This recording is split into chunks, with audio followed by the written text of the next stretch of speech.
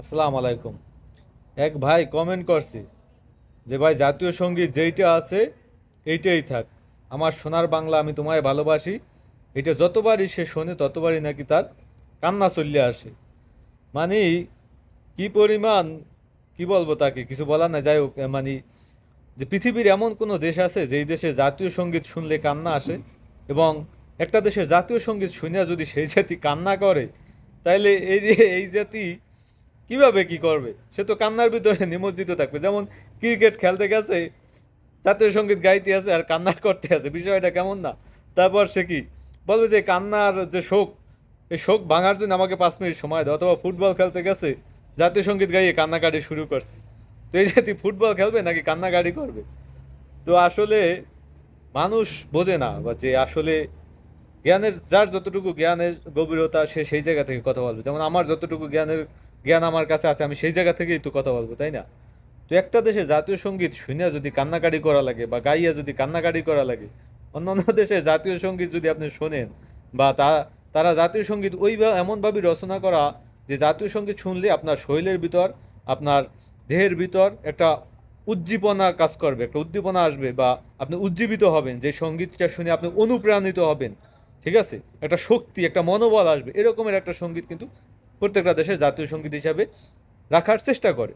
তো সেই জায়গা থেকে আমাদের দেশের একটা জাতীয় সঙ্গীত যে কি নদীর কূলে, কি বটের মূলে নদীর কূলে কূলে, মানে আপনাকে পাঠাই দেশে বটের মূলে এবং নদীর কূলে কূলে, সেখানে আপনি কি করবেন?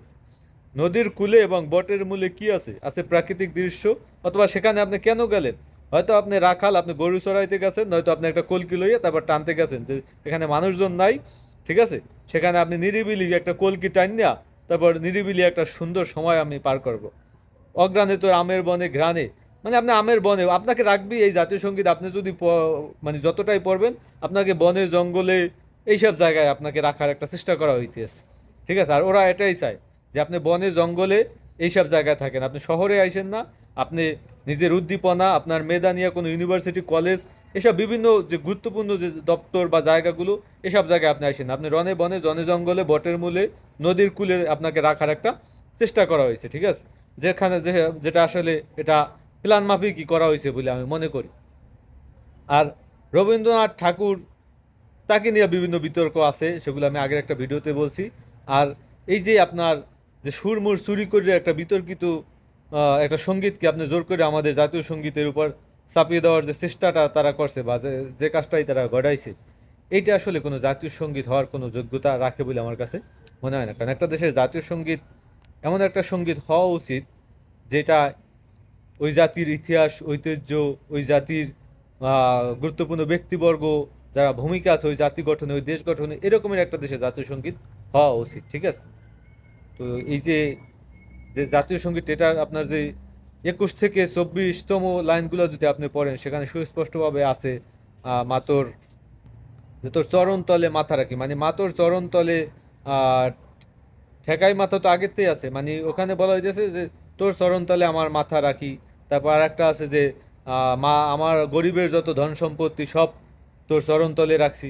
মানে এখানে কি, মানে এখানে কি খাজনা আদায়ের একটা জাতীয় সঙ্গীত পরিবেশন করা হইতেছে, যে কি যে গরিবের ধন সম্পদ তোর চরণতলে রাখতেছি, মানে গরিবের ধন সম্পদ, বড় লোকের ধন সম্পদ কিন্তু তারা রাখবে না। ঠিক আছে, কারণ যা রবীন্দ্রনাথ ঠাকুর নিজে ছিলেন বড় লোক।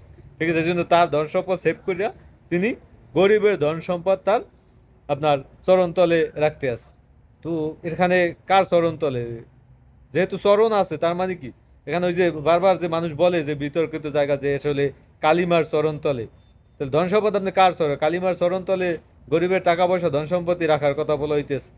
মানে এরকমের একটা আজব একটা সঙ্গীত, যে সঙ্গীতটা শুনলেই মানে না আছে কোনো, ওই সঙ্গীতের কোনো উদ্দেশ্য প্রকৃত প্রেম আর এই মায়ের প্রেম। এখন কোন মা এখানে, কালী মা না নিজের আপন মা, তা না দেশকে মা বানানো হয়েছে, এটাও সুস্পষ্ট না। তো এরকমের একটা সঙ্গীত আসলে আমাদেরকে চাপাই দিয়া বা জাতিকে ঘুমিয়ে রাখার জন্য, বা জাতিকে নিস্তব্ধ করে রাখার জন্য যে সঙ্গীতটা জাতীয় সঙ্গীত হিসাবে আমাদেরকে চাপাই দেওয়া হয়েছে, আসলে এটাকে আমরা জাতীয় সঙ্গীত হিসাবে মেনে নিয়ে কি করতে পারবো বলেন?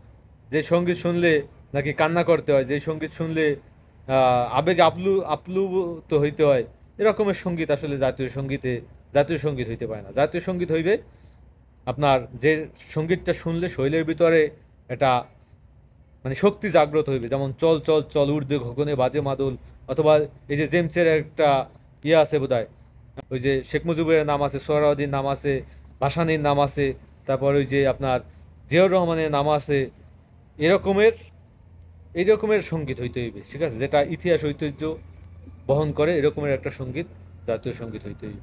এই কান্নাকাটির জাতীয় সঙ্গীত আমরা চাই না। ঘুম মানে যেই সঙ্গীত শুনলে ঘুম আসে চোখে, এরকমের সঙ্গীত আসলে আমরা চাই না।